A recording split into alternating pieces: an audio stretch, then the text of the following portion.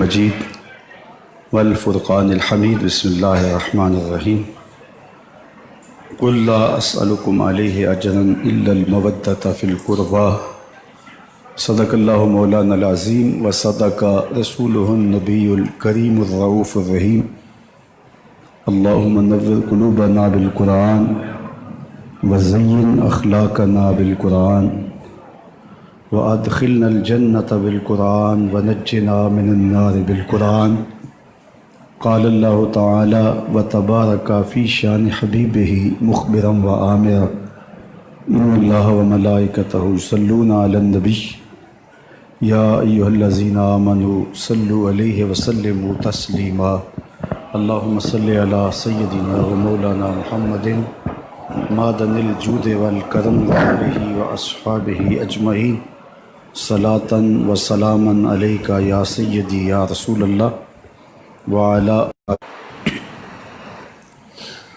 تمام حمد و ثنا تعریف و توصیف اللہ جل مجدہ الکریم کی ذات بابرکات کے لیے جو خالق کائنات بھی ہے اور مالک شش جہات بھی۔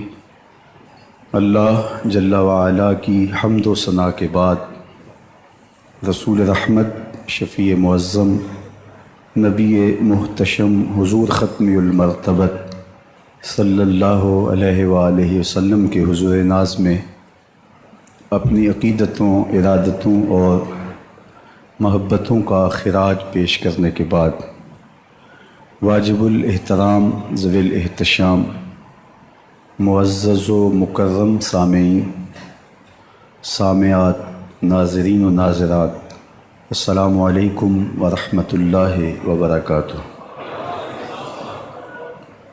آج 10 محرم الحرام ہے اور جمعۃ المبارک کا یوم سعید۔ صدیوں قبل کربلا کے صحرا میں پیغمبر رحمت صلی اللہ علیہ وآلہ وسلم کا خاندان بھوک اور پیاس کی شدت سے نڈھال دوپہر کے وقت اسلام کا پرچم بلند کرتے ہوئے شہادتیں پیش کرتا ہے، اور آج صدیاں گزرنے کے باوجود ان کی یادوں کے نقوش مدھم نہیں ہوئے۔ کائنات کے ایک ایک گوشے میں ذکر اہل بیت کی خوشبو مہک رہی ہے۔ یزید مٹ گیا، اس کا نام مٹ گیا۔ حسین کل بھی زندہ تھا، حسین ابن علی آج بھی زندہ ہے۔ نہ یزید کا وہ ستم رہا، نہ زیاد کی رہی وہ جفا، رہا تو نام حسین جسے زندہ رکھتی ہے کربلا۔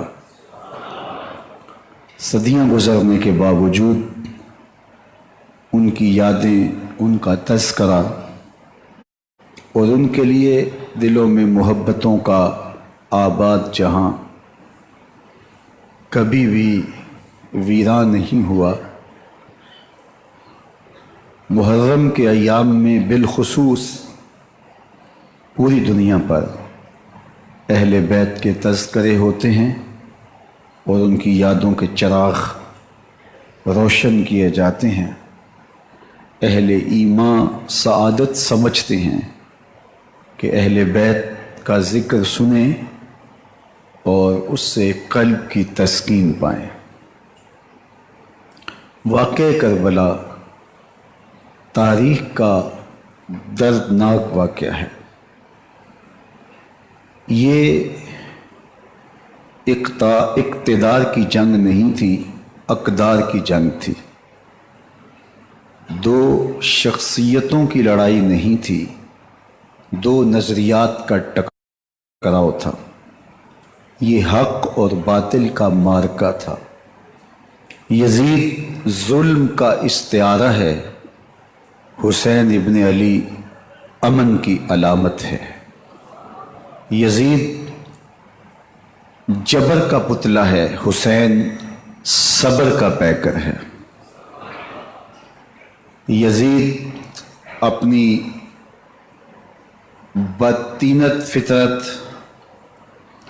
اور اپنی طبع ناہموار کے باعث دنیا پر ذلت و رسوائی، ظلم، جبر، جور و زیادتی کی علامت بن کے ابھرا، اور حسین ابن علی رضی اللہ تعالی عنہ حق و صداقت کا نشان بن کے ابھرا۔ کربلا کے تپتے ہوئے ریگزار میں حسینی اور یزیدی دو کردار سامنے آتے ہیں۔ اقبال نے کہا تھا، موسیٰ و فرعون و شبیر و یزید، ایند و قوت از حیات آید پدید، زندہ حق از قوت شبیری است، زندہ حق از قوت شبیری است، باطل آخر داغ حسرت میری است، سرخ رو عشق غیور از خون او، شوخی ای مصرع از مضمون او، تا قیامت قطع استبداد کر، موج خون او چمن ایجاد کر۔ یزید بہدل کی بیٹی محسون کا ناپاک بیٹا تھا، اور حسین محمد عربی کی بیٹی فاطمہ کا شہزادہ تھا۔ یزید دمشق کے اطراف میں سرجون اور جریر اختل جیسے اوباشوں کے جھرمٹ میں پل کے جوان ہوا۔ حسین کے گھر کا دروازہ مسجد نبوی کے اندر کھلتا تھا۔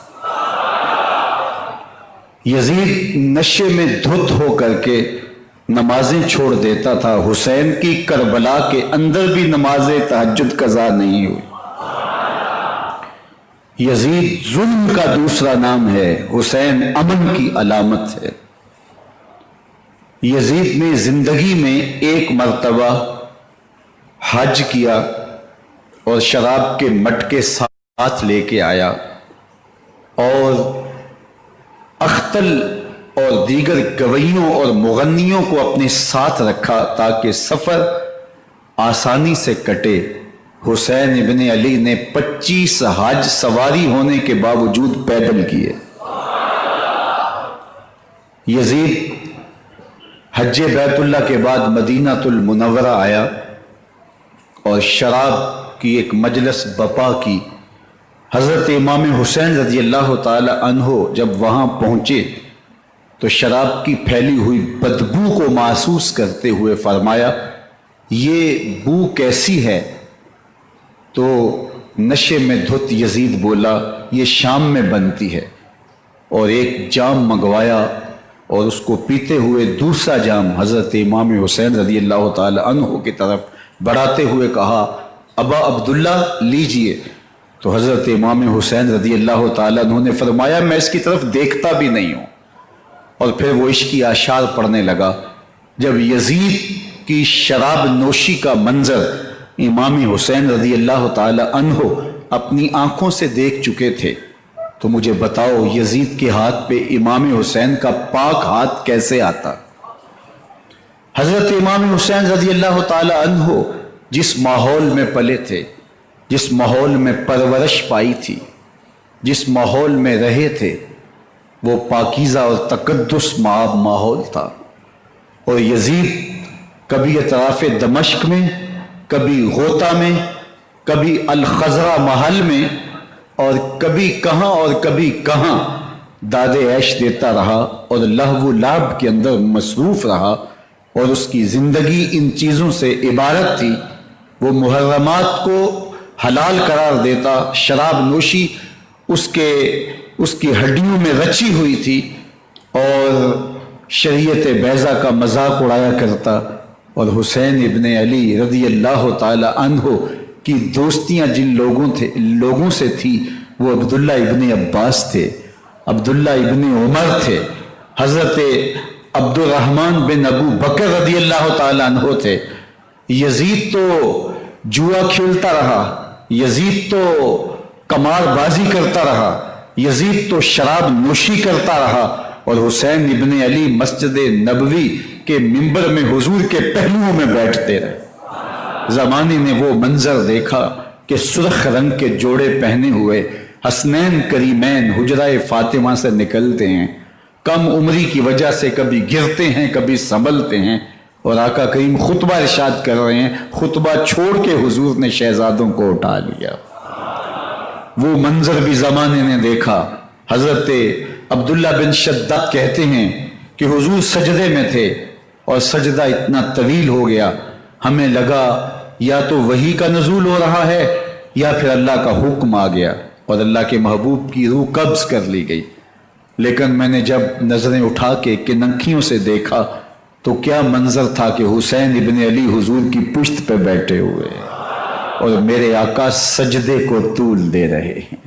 اللہ اکبر! حسین کے لیے پیغمبر کے سجدوں کو طول دیا جا رہا ہے۔ حسین ابن علی کبھی ممبر پہ حضور کی اطراف میں بیٹھتے ہیں، وہ منظر بھی دنیا نے دیکھا کہ حضور کے مبارک کندھوں پر حسین ابن علی بیٹھے ہیں اور حضور کی زلفوں کو پکڑا ہوا ہے۔ تو حضرت عمر رضی اللہ تعالیٰ عنہ دیکھ کے کہتے ہیں واہ واہ کیسی سواری میسر آئی حسین ابن علی کو۔ تو میرے آقا مسکرا کے کہتے ہیں عمر سواری دیکھتے ہو سوار بھی تو دیکھو۔ اللہ اکبر! حضرت اسامہ بن زید بن حارثہ رضی اللہ تعالیٰ عنہ فرماتے ہیں رات کا ایک پہر گزر گیا اور مجھے حضور سے کوئی کام تھا، میں آقا کریم کی خدمت میں حاضر ہوا، در دولت پہ دستک دی، حضور تشریف لائے تو چادر اوڑی تھی، بکل کی ہوئی تھی میرے حضور نے، تو میں نے اپنی حاجت کہی تو حضور نے میری حاجت پوری کر دی۔ لیکن ایک منظر میں نے دیکھا کہ حضور نے جو چادر کی بکل فرمائی تھی اس کے اطراف میں پہلوؤں میں ابھار تھے جس طرح اندر کوئی ہو۔ مجھ سے نہ رہا گیا، میں نے پوچھ لیا، میں نے کہا بندہ نواز چادر کے اندر کیا ہے؟ فَكَشَفَهُ، تو حضور نے چادر کو کھول دیا۔ فَإِذَا الْحَسَنُ وَالْحُسَيْنُ عَلَىٰ وَرِكَيْهِ، تو کہتے ہیں میں نے اپنی آنکھوں سے دیکھا ایک پہلو سے امام حسین لپٹے ہوئے تھے، ایک پہلو سے امام حسن لپٹے ہوئے تھے۔ فرمایا یہ میرے بیٹے ہیں، یہ میری بیٹی کے بیٹے ہیں، اے اللہ میں ان سے پیار کرتا ہوں، تو بھی ان سے پیار کر، جو ان سے پیار کرے اس سے بھی پیار کر۔ ان کی محبت کا درس دیا، ان کے پیار کا سبق پڑھایا، کہا ان سے پیار کرنے والا میرے سے پیار کرنے والا ہے، ان سے بغض رکھنے والا میرے سے بغض رکھنے والا ہے۔ ان کی تکلیف حضور کو بے چین کر دیتی تھی۔ حضرت سیدہ فاطمہ الزہرا رضی اللہ تعالی عنہ کے گھر کے قریب سے گزرے تو حضرت امام حسین کے رونے کی آواز آ رہی تھی، تو آقا کریم علیہ السلام نے فرمایا کہ فاطمہ حسین کو چپ کرواؤ، الا تعلمی ان بقاءہ یؤذینی، تو جانتی نہیں حسین کا رونا مجھے دکھ دیتا ہے۔ حسین ابن علی کو حضور رونے نہیں دیتے تھے، ان کو دکھی نہیں ہونے دیتے تھے، کیونکہ رسول اللہ صلی اللہ علیہ وسلم جانتے تھے کہ یہ کتنے دکھ سہے گا، کتنی تکلیفوں سے گزرے گا اور کتنے مصائب سہے گا۔ زمانے نے وہ گھڑیاں بھی دیکھی کہ حضرت حذیفہ بن یمان رضی اللہ تعالیٰ عنہ فرماتے ہیں کہ میں حضور کی خدمت میں نماز مغرب کی ادائیگی کے لیے حاضر ہوا، اور میں نے یہ اجازت خاص طور پہ اپنی ماں سے اس شرط پہ لی تھی کہ امی آپ مجھے اجازت دیں، میں حضور کی خدمت میں حاضر ہوتا ہوں، مغرب کی نماز بھی ادا کروں گا اور پھر حضور سے عرض کروں گا حضور میرے لیے اور میری ماں کے لیے بخشش کی دعا کر دیجئے۔ ماں نے اس شرط پہ اجازت دے دی اور میں حضور کی خدمت میں آ گیا، نماز مغرب ادا کی، سلام پھرا تو میرے دل میں آرزو تھی میں حضور سے عرض کروں حضور میرے لیے اور میری ماں کے لیے مغفرت کی بخشش کی دعا کر دیں، لیکن حضور عبادات میں ذکر میں نوافل میں ایسے مشغول ہوئے کہ میں آرزو رکھنے کے باوجود بھی عرض نہ کر سکا۔ خیر نماز عشاء کا وقت ہوا، اذان پکاری گئی، حضور مصلی پہ آئے، نماز پڑھی، سلام پھرا تو میرے دل میں پھر خیال آیا کہ ماں سے ایک نماز کی چھٹی لی تھی، نمازیں بھی 2 ہو گئیں، ماں نے جاتے پوچھنا ہے حضور سے میرے لیے اور اپنے لیے مغفرت کی بخشش کی دعا کروائی تھی تو کیا جواب دوں گا، اور حضور اٹھے اور کاشانہ اقدس کی طرف چل دیے۔ اب میرے دل میں یہ خیال رہ کے آ رہا تھا کہ ماں کو کیا جواب دوں گا، میں تو حضور سے بخشش و مغفرت کی دعا کروا ہی نہیں سکا۔ جب حضور چل پڑے تو غیر ارادی طور پہ میں بھی حضور کے پیچھے چل پڑا۔ چلنے میں تھوڑی سی رفتار تیز ہو گئی جس سے قدموں کی آہٹ پیدا ہوئی. تو جب آواز پیدا ہوئی تو حضور نے رخ پھیرے بغیر فرمایا من ھذا، میرے پیچھے پیچھے کون آ رہا ہے؟ پھر خود ہی کہا حذیفہ تو نہیں. تو میرا دل دھڑک رہا تھا. قلت نعم، میں نے کہا جی جی حضور میں حذیفہ ہوں. فرمایا ما حاجتک غفر اللہ لک ولامک، کیا کام ہے؟ اللہ تجھے بھی بخش دے، تیری ماں کو بھی بخش دے. اب جو کام تھا وہ جنبش لب سے پہلے ہی ہو گیا. یہاں تو لفظوں کا سہارا بھی نہیں لینا پڑتا، وہ بند لبوں کی بولیاں بھی سنتے ہیں. اقبال بولا ہے فروغت صبح آثار و دہور، چشم تو بینی لائے ما فی الصدور، تیری نظر تو سینوں کے چھپے راز بھی دیکھتی ہے. تو کہا ما حاجت غفر اللہ لک ولامک، اللہ تجھے بخش دے، تیری ماں کی بھی مغفرت کر دے، کیا کام ہے؟ اب جو کام تھا وہ تو ہو گیا. تو میرے حضور نے ارشاد فرمایا حذیفہ سنو، ابھی ایک فرشتہ آیا ہے جو اس سے قبل دھرتی پر پہلے کبھی نہیں آیا. آج پہلی مرتبہ اللہ سے اجازت لے کے 2 کام کرنے آیا ہے. ایک تو مجھے سلام کرنے آیا ہے اور دوسرا خوشخبری دینے آیا ہے کہ آپ کی بیٹی فاطمہ جنتی عورتوں کی سردار ہے اور حسن اور حسین جنتی جوانوں کے سردار. ایک طرف یزید ناپاک محسون کا پلیت بیٹا اور ایک طرف محمد عربی کا نواسا، فاطمہ کے دودھ کا اثر، علی المرتضیٰ کے خون کی تاثیر، رسول اللہ صلی اللہ علیہ وسلم کے کندھوں پہ بیٹھنے والا. ایک دن حضور نے امام حسین رضی اللہ تعالیٰ عنہ کے ہاتھ پکڑ لیے اور ان کے پاؤں اپنے پاؤں پہ رکھے اور پھر فرمایا بیٹے آگے بڑھو، اور ان کے پاؤں حضور کی پنڈلیوں پہ آئے. پھر کہا بیٹے اور آگے بڑھو، حتیٰ کہ ان کے پاؤں حضور کی رانوں پہ آئے. پھر فرمایا بیٹا اور آگے بڑھو، تو ان کے پاؤں حضور کے مبارک بطن اقدس پہ آئے. پھر بازوؤں کو کھینچ کے اپنے قریب کیا اور حسین ابن علی کے منہ میں اپنی زبان رکھ دی اور وہ اس طرح چوس رہے تھے جس طرح کھجور چوسی جاتی ہے.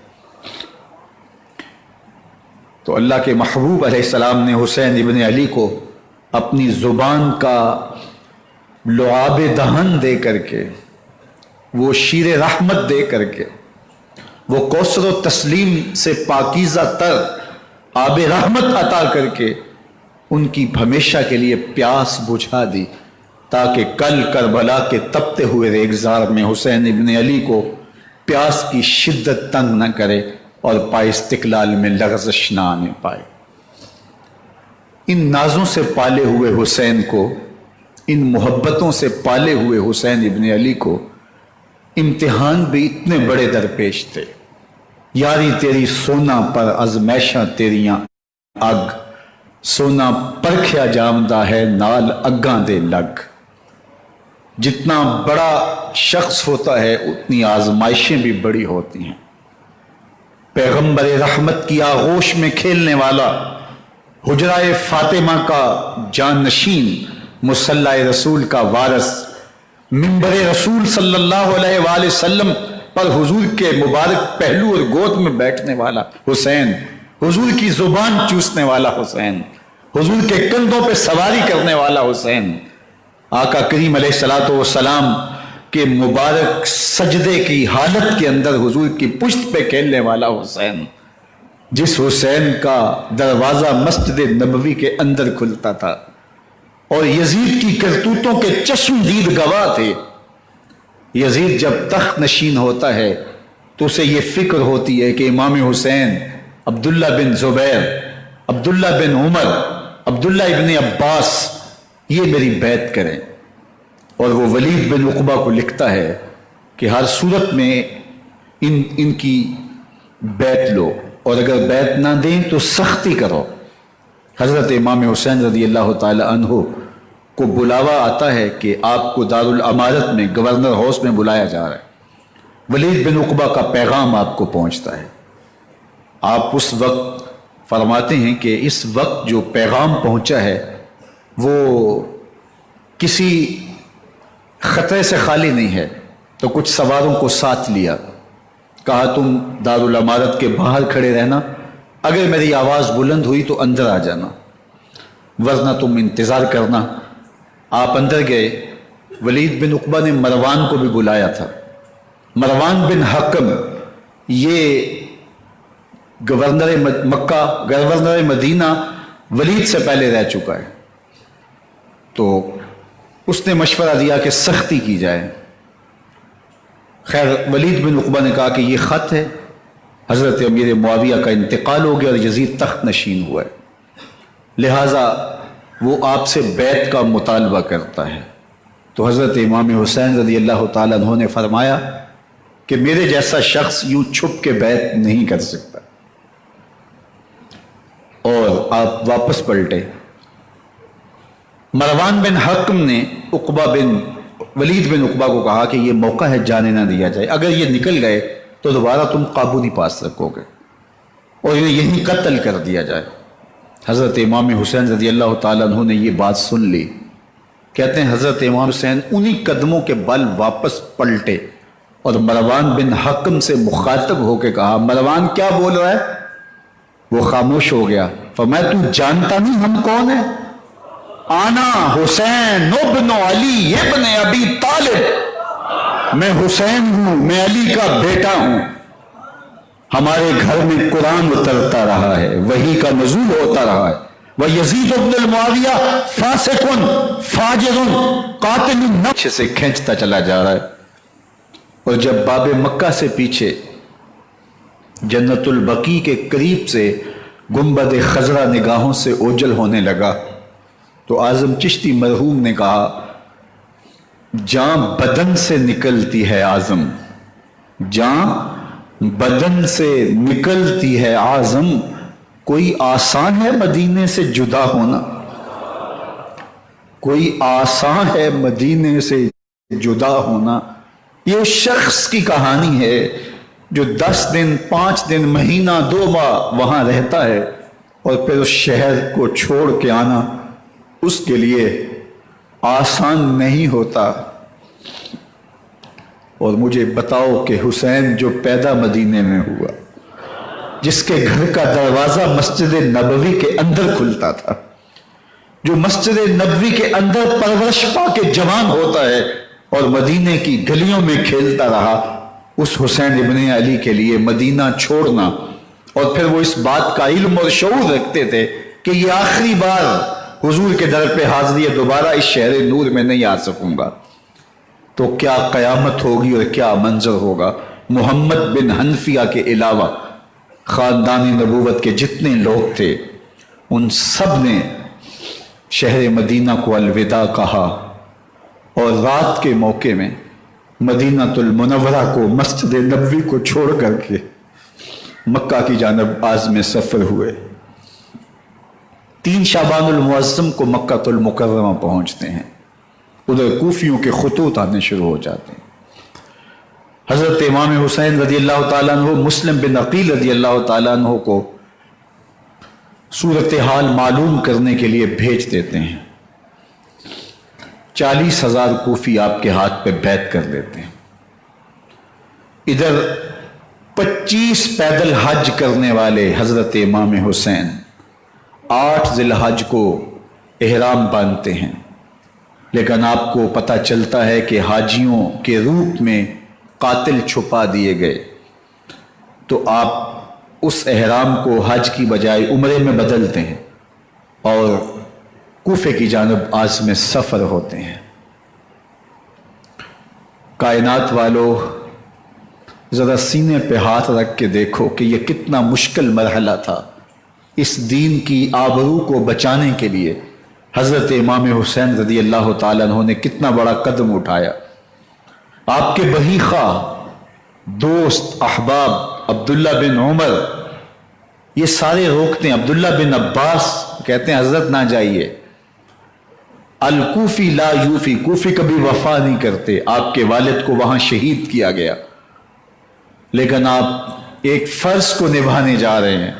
میرے غم گسارو، میرے مہربانوں، نہ روکو مجھ کو جانے دو، مجھے نانے کے دی کی ڈوبتی کشتی بچانے دو، میں جاتا ہوں کہ دنیا پر وفا کا نام رہ جائے، میں رہوں نہ رہوں پر عظمت اسلام رہ جائے۔ میں نہیں جاتا تو نبی کے گھر کی آگ جاتی ہے، میں نہیں جاتا تو نبی کے گھر کی آگ جاتی ہے، تمہارا دین جاتا ہے، میری غیرت ایمان جاتی ہے۔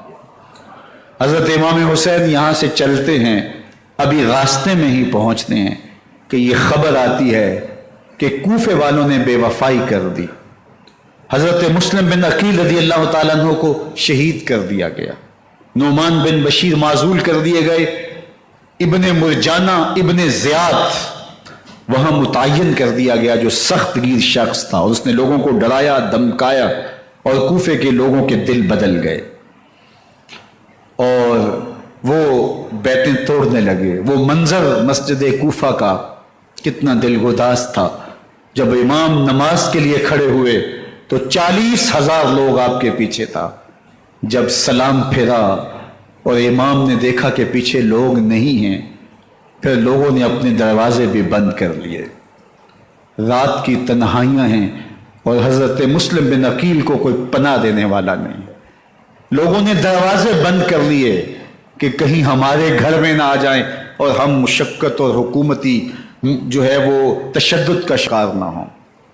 کتنا دردناک لمحہ ہے حضرت مسلم بن عقیل رضی اللہ تعالیٰ عنہ پہ، اور پھر حضرت مسلم بن عقیل بے دردی سے شہید کر دیے جاتے ہیں۔ آپ ابھی راستے میں ہیں، یہ ساری کہانی پہنچتی ہے کہ حضرت مسلم شہید کر دیے گئے اور بے دردی سے شہید کر دیے گئے۔ وہ جنہوں نے خط لکھے تھے کہ ہم آپ کے ساتھ ہیں اور ہم منتظر ہیں، چشم بڑا ہیں، آپ کے قدموں کی چاپ سننے کے لیے بےتاب ہیں، آج انہوں نے بیتیں توڑ دی، 40,000 کوفی منحرف ہو گئے۔ مسجد کوفہ کا وہ منظر کس قدر روح کو تڑپا دینے والا تھا۔ ہم پچھلے سال عصر اور مغرب کے درمیان جب کوفہ پہنچے تو سورج ڈوبنے کے قریب تھا۔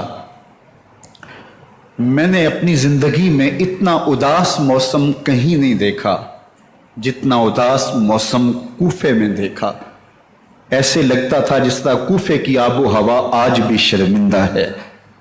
جو مسلم بن عقیل اور خاندان نبوت کے ساتھ اہل کوفہ نے کیا، حضرت امام حسین رضی اللہ تعالیٰ عنہ کو ان کے بہی خواہوں نے، اعزاء نے، اقربا نے، دوستوں نے، آوان و انصار نے، ساتھیوں نے کہا کہ حضرت حالات یکسر تبدیل ہو گئے، اب ہمیں مراجعت کر جانی چاہیے، واپس پلٹ جانا چاہیے۔ تو حضرت امام حسین کافی سوچ بچار میں رہے، پھر اس کے بعد آپ نے فیصلہ کیا کہ ہم آگے بڑھیں گے۔ دوستوں نے کہا کہ حضرت اگر آپ آگے بڑھیں گے تو ہمیں لگتا ہے کہ وہ آپ کے ساتھ سلوک اچھا نہیں کریں گے اور آپ بچوں کے سامنے پیاس سے شہید کر دیے جائیں گے۔ تو حضرت امام حسین رضی اللہ تعالیٰ عنہ نے وہاں ایک خطبہ ارشاد فرمایا کہ لوگوں تم جو مجھے بتا رہے ہو مجھے اچھی طرح معلوم ہے، جو تم مجھے منظر پیش کر رہے ہو وہ میری نگاہوں میں ہے، اور جو کچھ ہونے والا ہے چشم تصور وہ منظر دیکھ رہی ہے۔ چونکہ حضرت امام حسین رضی اللہ تعالیٰ عنہ کی شہادت کی خبر حضرت امام حسین کے پیدا ہوتے ہی خاندان نبوت میں عام تھی۔ حضور علیہ الصلوۃ والسلام کو یہ بات جبریل امین نے آ کے بتائی تھی جب حسین ابن علی کے ساتھ حضور محبت کا اظہار کر رہے تھے، تو یہ جبریل امین نے آ کے کہا تھا حضور آپ کا یہ بیٹا ارض طف میں شہید کر دیا جائے گا، اور کربلا کی مٹی لا کے حضور کو دی اور ام سلمہ کو حضور نے عطا کر دی۔ حضرت ام سلمہ کہتی ہیں کہ ایک دن میں سوئی تو خواب دیکھا کہ حضور کے مبارک بال بکھرے ہوئے ہیں اور سخت پریشان ہیں، تو میں نے کہا کہ حضور آپ کی یہ کیا حالت ہے؟ وَبِيَدِهِ قَارُورَةٌ، اور حضور کے ہاتھ میں ایک شیشی ہے، فیہا دمن، جس کے اندر خون ہے۔ تو میں نے کہا حضور یہ کیا؟ فرمایا میں قتل گاہ حسین سے آ رہا ہوں اور یہ حسین ابن علی کا خون ہے۔ تو کہا 10 محرم کا دن تھا، دوپہر کا یہ منظر تھا، میں کیلولہ کر کے اٹھی، جب میں نے دیکھا تو وہ شیشی جس میں کربلا کی مٹی رکھی تھی وہ خون بن چکی تھی۔ تو یہ خبر پہلے دی گئی تھی یہ بتا دیا گیا تھا. فرمایا میرے دوستو جو تم مجھے بتاتے ہو میں اس سے بے خبر نہیں ہوں, یہ سب کچھ ہونے والا ہے, لیکن اس کے باوجود میں کیوں جا رہا ہوں. تو آپ کا ایک تاریخ ساز جملہ ہے جو کربلا کے فلسفے کو ہمارے سامنے رکھتا ہے کہ یہ اتنا بڑا امتحان کیوں دیا. حضرت امام حسین رضی اللہ تعالیٰ عنہ نے فرمایا وَلَكُمْ فِيَّ أُسْوَةٌ, میں اس لیے جا رہا ہوں قیامت تک ظلم, جبر اور ناانصافی کے خلاف کھڑے ہونے والوں کے لیے کوئی نمونہ تو ہو. میری زندگی قیامت تک ظلم, جبر اور استحصالی نظام کے خلاف کھڑے ہونے والوں کے لیے نمونہ ہے. تو حضرت امام حسین رضی اللہ تعالیٰ عنہ نے حق اور باطل کے درمیان ایک سرخ لکیر کھینچ دی اپنے خون سے. اب حق اور باطل کا امتیاز کرنا مشکل نہیں ہے, کوئی باطل پہ اڑا رہے تو الگ بات ہے, لیکن امتیاز کرنا مشکل نہیں ہے. حدود بالکل واضح کر دی. اقبال نے یہاں کتنی خوبصورتی کے ساتھ اس مضمون کو نبھایا. سرخ رو عشق غیور از خون او, شوخی ای مصرع از مضمون او, تا قیامت قطع استبداد کر, موج خون او چمن ایجاد کر. ایک جہاں آباد کر دیا, حق اور باطل کی راہیں اجال دی. اب لوگوں کو یزید کا چہرہ پہچاننے میں دیر نہیں لگتی. وقت کے ہر یزید کا چہرہ آسانی سے پہچانا جا سکتا ہے. یہ معرفت زمانے کو کروائی کس نے؟ حسین ابن علی نے کروائی رضی اللہ تعالی عنہ. تو حضرت امام حسین نے فرمایا کہ جو میرے ساتھ ہونے والا ہے میں اچھی طرح جانتا ہوں, لیکن میں اس کے باوجود آگے بڑھوں گا. پھر بڑھے اور کربلا میں جا کے خیمہ زن ہو گئے. 7 محرم کو پانی بند کر دیا گیا. پانی بند ہوا تو کھانا بھی میسر نہیں تھا, لیکن ذکر پانی کا ہوتا ہے اس لیے کہ کھانے کے بغیر انسان کئی دن کاٹ لیتا ہے, لیکن پانی کے بغیر گزر نہیں ہوتی. تو فرات کی نہر سامنے اپنی موجوں کے ساتھ چمک رہی ہے, لیکن ایک قطرہ آب بھی آل رسول کو نہیں دیا جا رہا. کائنات کے اندر ایسے انوکھے امتحان بھی ہوتے ہیں. وارثوں ساقی کوثر کے, مالک ہوں حوض کوثر کے, اور بیٹے ہوں ساقی کوثر کے, اور آج ایک بوند پانی کی بھی میسر نہ ہو. صبر کا امتحان ہے, عزیمت کا امتحان ہے. حضرت امام حسین رضی اللہ تعالیٰ عنہ خیمہ زن ہو گئے. 3 دن تک پانی بند رہتا ہے. 9 محرم کو رات کی تنہائی میں حملہ آور ہونا چاہتے ہیں, لیکن آپ نے کہا کہ ہمیں اللہ کے حضور عبادت اور ذکر کے لیے وقت دیا جائے. ساری رات ذکر میں گزرتی ہے, عبادات میں گزرتی ہیں. رات کے اندھیرے میں آپ چراغ بجھا دیتے ہیں. آیان و انصار کو کہتے ہیں, آوان و انصار کو کہتے ہیں کہ ان کی دشمنی میرے ساتھ ہے, انہیں میرا خون چاہیے. اگر تم رات کی تاریکی میں نکل جاؤ تو میں تم سے کوئی مواخذہ نہیں کروں گا, اور یہ بھی تمہارا پیچھا نہیں کریں گے, اس لیے کہ ان کا مطلوب تم نہیں ہو, ان کا مطلوب میں ہوں. جب چراغ جلایا تو کوئی بھی نہیں گیا. مسلم بن نوسجہ کھڑے ہو کے کہتے ہیں حضرت اگر ہمارے بدن کو 70 بار کاٹا جائے اور جلایا جائے اور ہواؤں میں اڑا دیا جائے پھر بھی آپ کا ساتھ نہیں چھوڑیں گے. 70 سال کے بوڑھے ہیں حبیب بن مظاہر, کہتے ہیں حضرت آپ کو چھوڑ کے جائیں کہاں, آپ کو چھوڑ کے جائیں کہاں. کوئی ساتھ چھوڑنے کے لیے تیار نہیں ہے. پیاس ہے, سخت گرمی ہے, کربلا کا ماحول ہے. 72 افراد اور خاندان کی خواتین میدان کربلا میں خیمہ زن ہیں. دوسری طرف لشکر آدھا اشقیا 22,000 کی تعداد میں مقابلے میں, ایک روایت 30,000 کی ہے. ان صرف 72 پیاسے لوگوں کے لیے اتنے لوگوں کو جمع کرنے کا مقصد خوف زدہ کرنا تھا کہ یہ یزید کی بیعت کر لیں. شرط ہے کہ یہ یزید کی بیعت کر لیں, محاصرے توڑ دیں گے, پانی دستیاب ہوگا, اعزاز و اکرام سے نوازا جائے گا, خزانوں کے منہ کھول دیے جائیں گے. لیکن حسین ابن علی کہتے تھے سب کچھ لٹ جائے گا, باطل کے ہاتھ پہ ہاتھ نہیں رکھوں گا. اللہ اکبر. اب صبح طلوع ہوتی ہے, عاشور کا دن چڑھتا ہے, سورج اپنی پوری تمازت کے ساتھ گرمی برسا رہا ہے. آج خاندان نبوت کا امتحان زمانے نے دیکھنا ہے. رسول اللہ کا لعاب چوسنے والا اس کے صبر کا آج امتحان ہے. حضور کے کندھوں پہ کھیلنے والے حسین کا آج امتحان ہے. اللہ اکبر. تیر چلتا ہے۔ حسین ابن علی تمام حجت کرتے ہیں، میں نے تمہارا کچھ نہیں بگاڑا، میں نے کسی کا خون نہیں کیا، میں نے کوئی زیادتی نہیں کی، میں تمہارے نبی کا نواسا ہوں، رسول اللہ صلی اللہ علیہ وآلہ وسلم کے کندھوں پہ کھیلتا رہا ہوں، حضور کا لعاب چوستا رہا ہوں، اور حضور نے میرے جو ہے وہ گلے کو اور میرے منہ کو بوسے دیے ہیں، میں بوسہ گاہ رسول صلی اللہ علیہ وآلہ وسلم ہوں۔ لیکن ان اشقیاء کے دل پر کوئی چیز اثر انداز نہیں ہوتی، ایک ہور ہے، اللہ اس کے دل میں نرمی ڈالتا ہے۔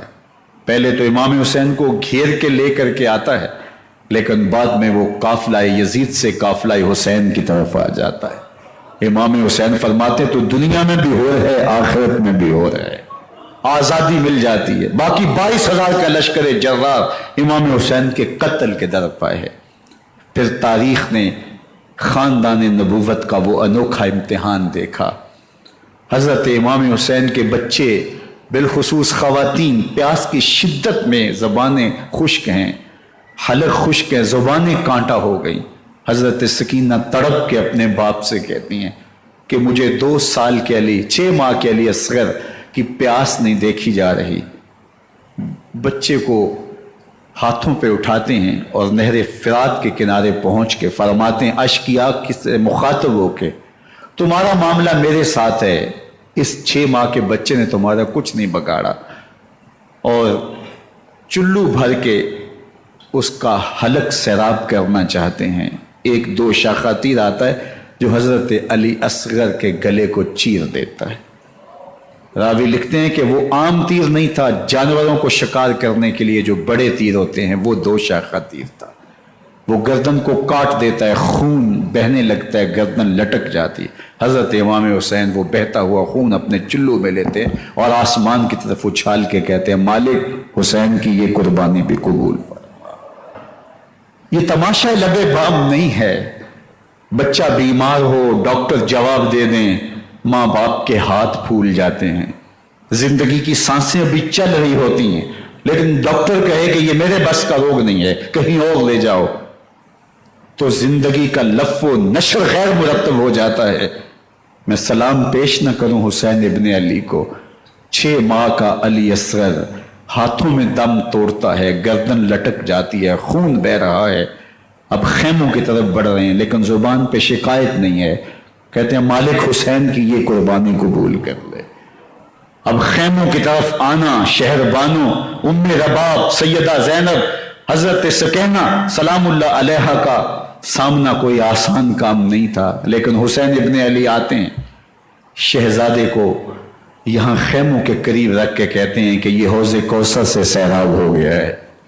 اللہ اکبر، کوہرام مچ جاتا ہے خیموں کے اندر، کیا منظر ہوگا، اور ان کو کن الفاظ کے پیرائے میں ڈھال کر کے ان کیفیات کو بیان کیا جا سکتا ہے جو اہل بیت کے خیموں کے اندر علی اصغر کی شہادت کے بعد کا منظر رقم ہو رہا ہوگا۔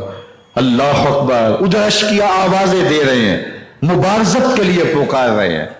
زمانے نے پھر وہ منظر بھی دیکھا کہ جوان بیٹے کو 18 سال کی کمائی حضرت امام حسین میدان عمل میں بھیج رہے ہیں، وہ علی اکبر جو حسین کا نور نظر ہے، آنکھوں کا قرار ہے، دل کی تسکین ہے۔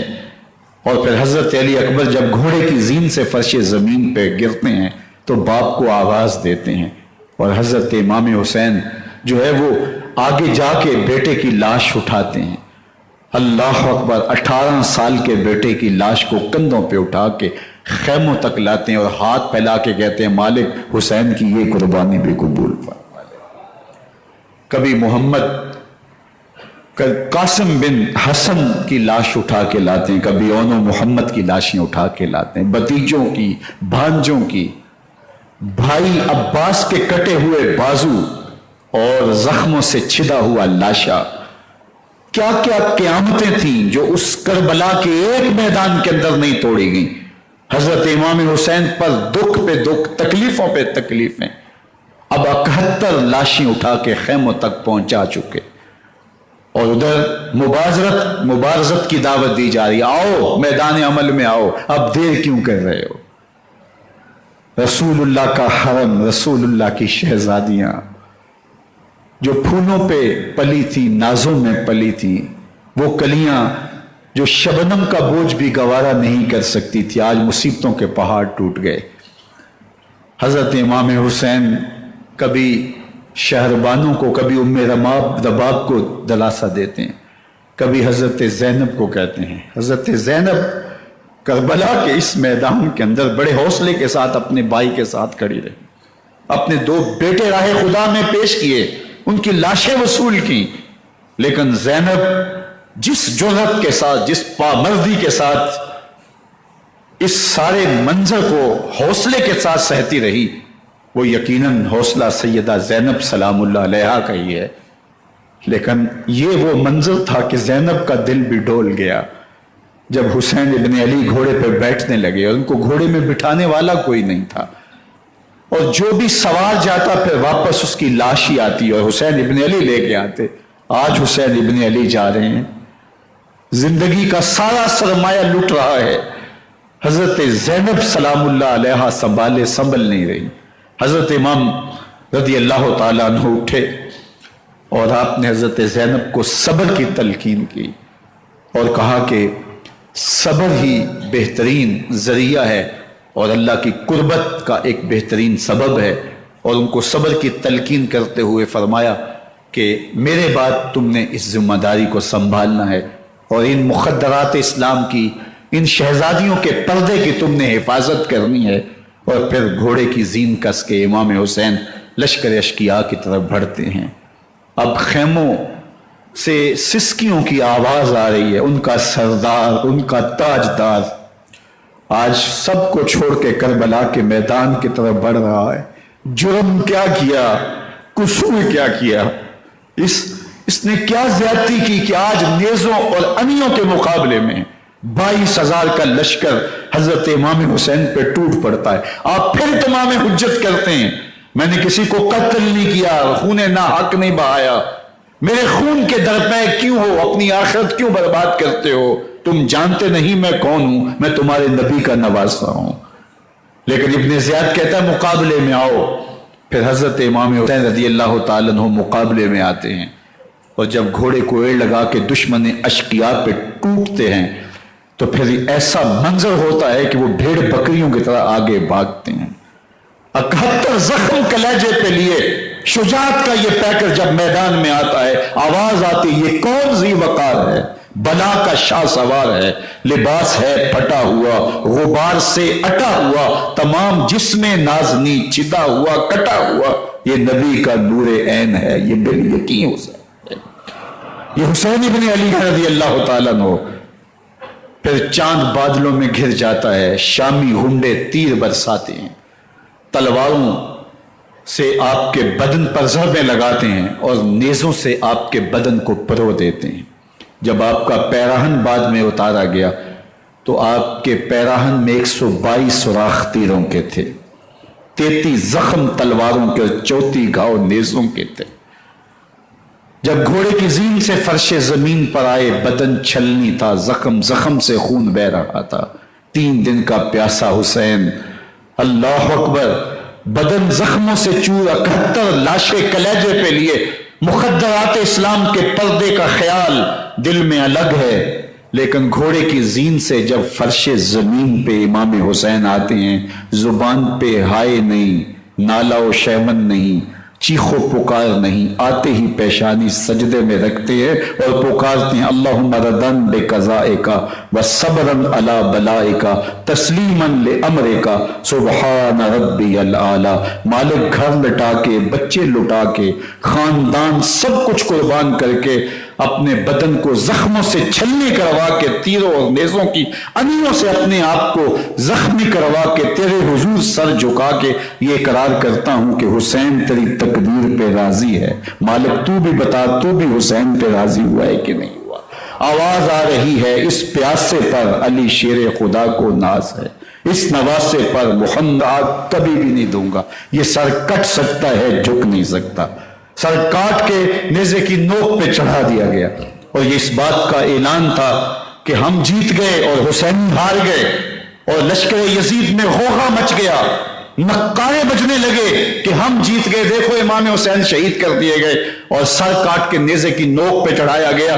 لیکن لشکر یزید سے ہی آواز آئی، یہ کیسا سر ہے جو کٹ کے بھی سر بلندی ہے، کٹ گیا ہے پھر بھی اونچا ہے۔ اللہ اکبر، یہ سر سجدے میں کٹا ہے، رب کے حضور عبادت کی حالت میں کٹا ہے۔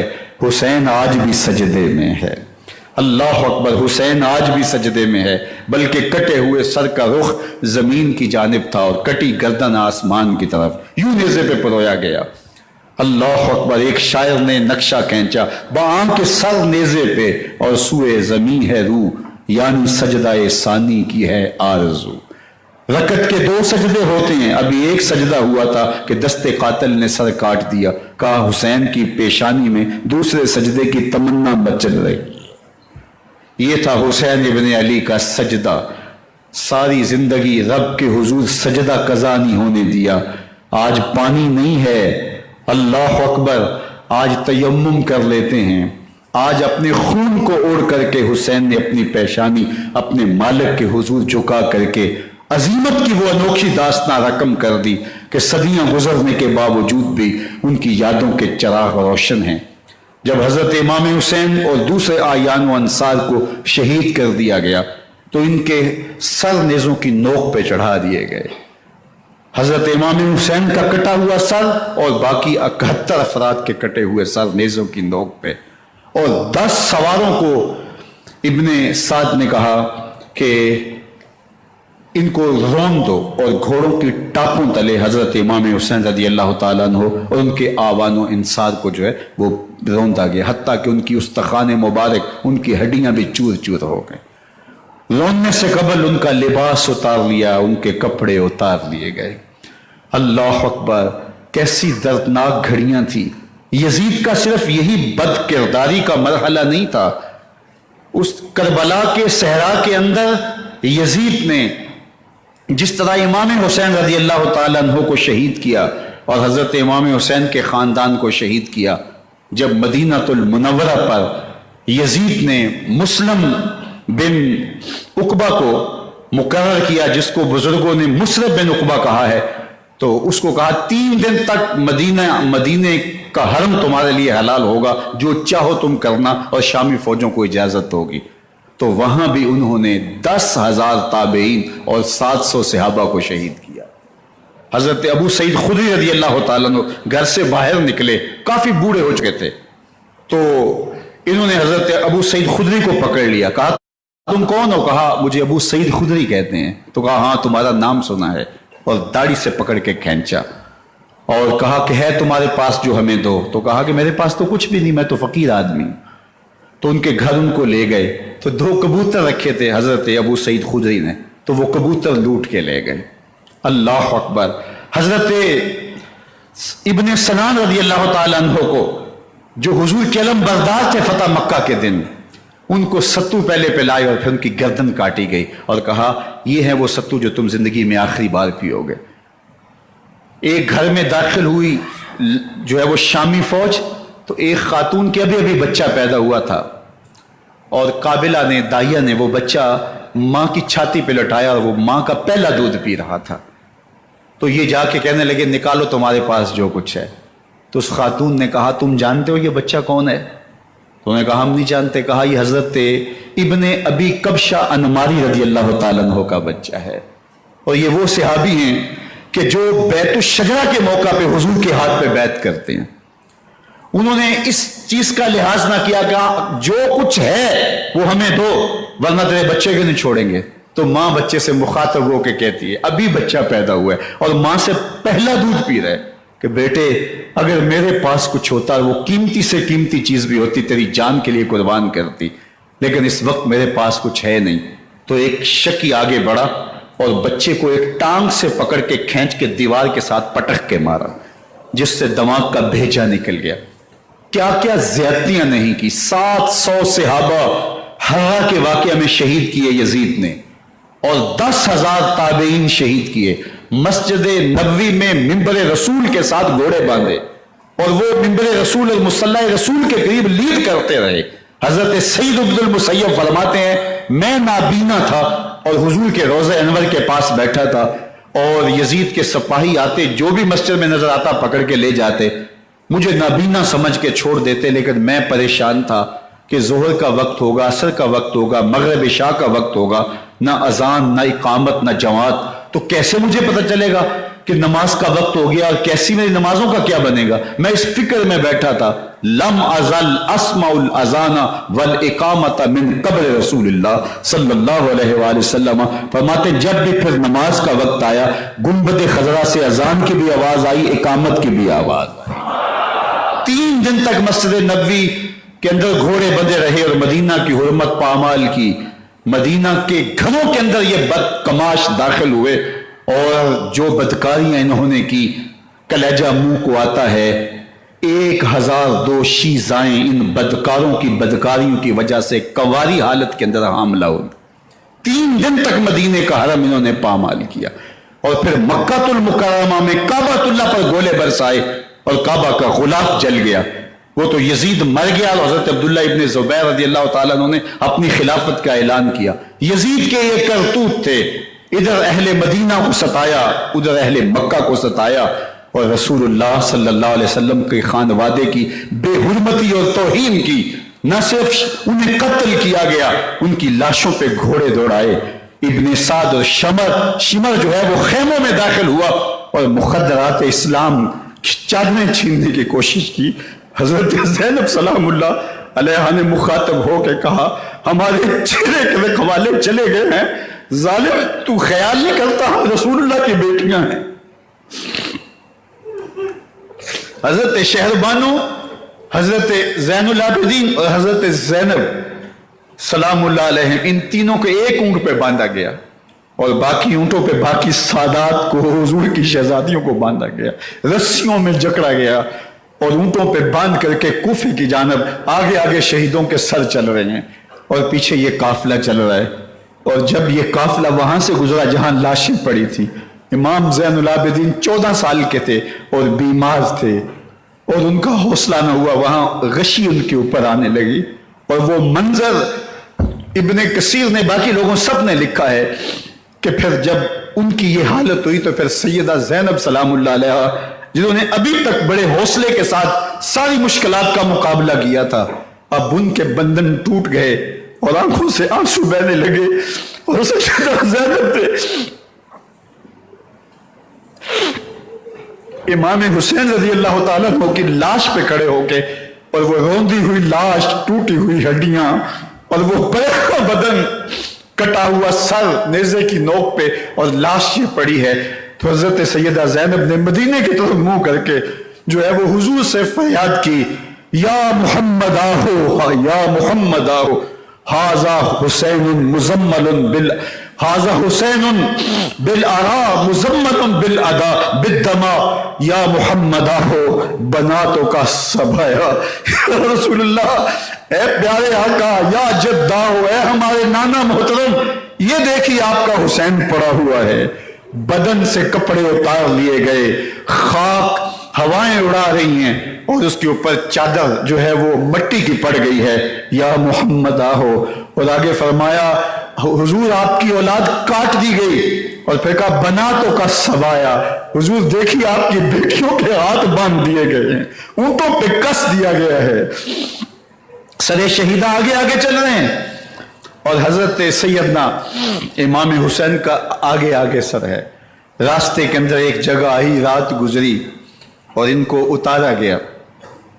رات کا موقع تھا، ایک خاتون آئی اور اس نے کوئی کھانا پیش کیا ان کو، وہاں سے یہ لٹے گئے۔